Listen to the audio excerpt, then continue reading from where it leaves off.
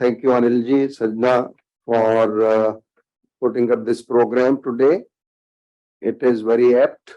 Winter is setting on by October, November, and we all see what happens in Delhi. The air becomes heavy, pollution all around, and there is a spurt of respiratory illnesses in children and adults, elderly, everyone.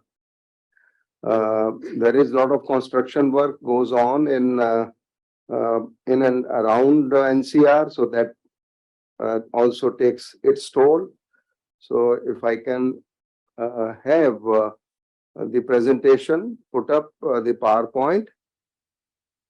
So what the topic for today's discussion, the lung diseases in post-COVID era, challenges for our country.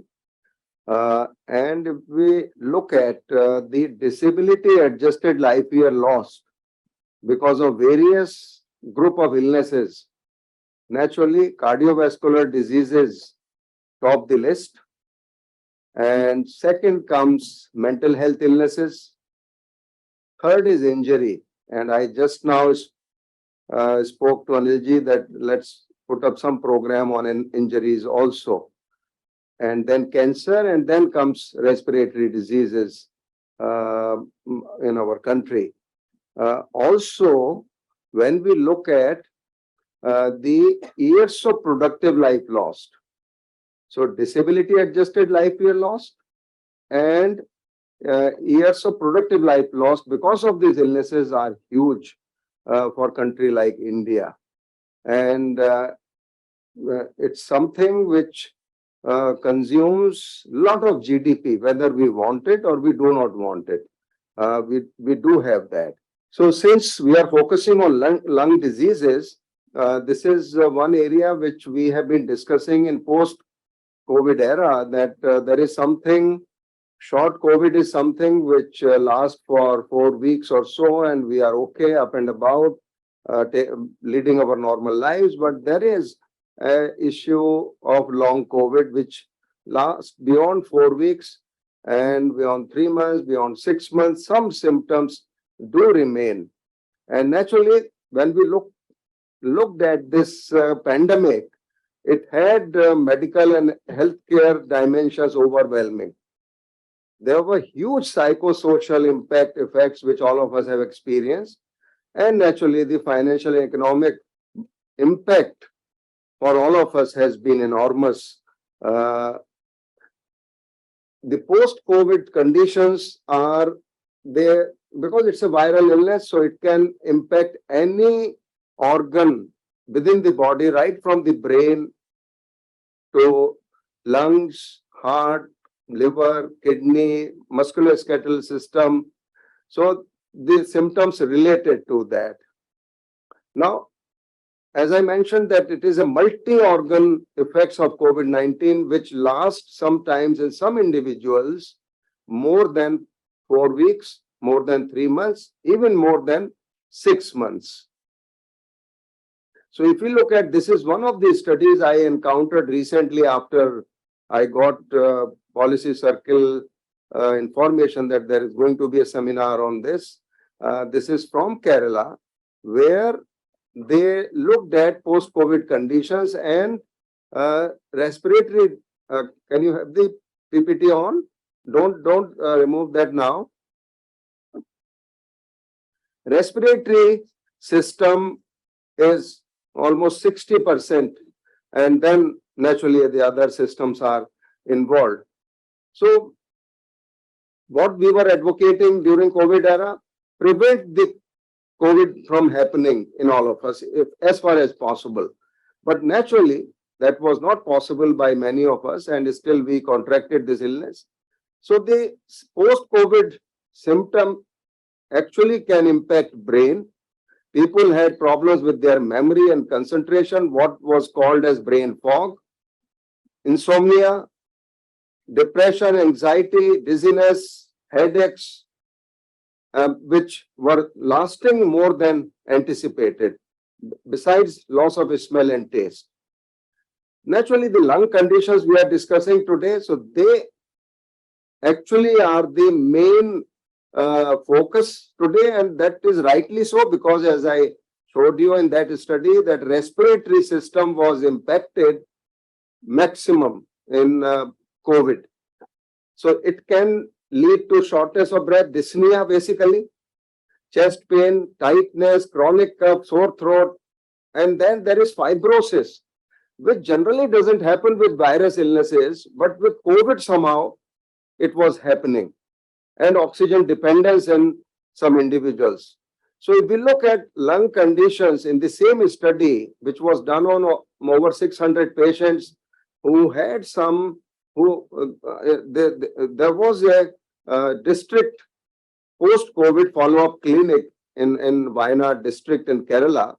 And what they say, almost half of the patient had dyspnea, those who had post-COVID symptoms, besides other conditions. Now, if we looked at the grading of dyspnea in those individuals, it was more than 50% had none, but significant percentage, that is almost 36% had dyspnea on exertion, means they couldn't walk, and if they started walking a little bit, they had dyspnea, and dyspnea at rest was in almost 10% individuals. So who is at risk? They also determined in this study those with age more than 60 years. Naturally, it put them at higher risk of developing post-COVID persistent symptoms.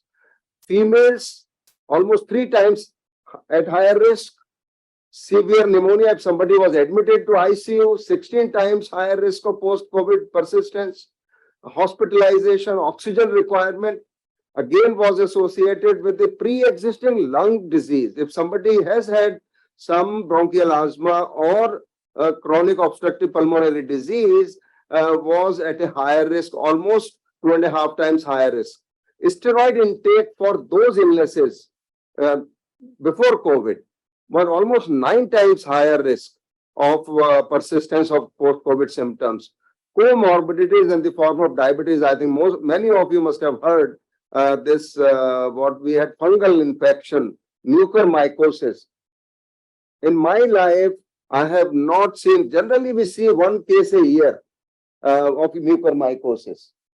In COVID, huge number of patients suffered with mucormycosis, and that was because of the use of steroid, indiscriminate use of steroid and heavy dose of steroid, which led to these problems. And then naturally, if somebody was smoking or consuming alcohol, they were also at a high risk of persistent of symptoms. I'll skip these slides because there are cardiac symptoms which also persist as post-COVID. And we heard and read in newspapers and papers also, scientific papers, sudden cardiac death, increased incidence of myocardial infarction, embolism, all this in cardiac myopathy, myocarditis, leading to left ventricular ejection fraction issues were also high. GI symptoms were not life-threatening in majority, and actually the loss of smell, loss of taste, GI symptoms, whenever somebody presented with that, I used to reassure, you will be fine, because most of the times they didn't have a lot of pneumonia, which actually took its toll. GI symptoms, loss of smell, loss of taste were a good sign in COVID from that perspective, that their disease was milder, and most of the time they would recover. Then naturally skin rash. So good news is the most post-COVID symptoms were amenable to nature cure. Diet, yoga, meditation, self-confidence. I think that is what had to be highlighted with most patients, and that's how most patients recovered also.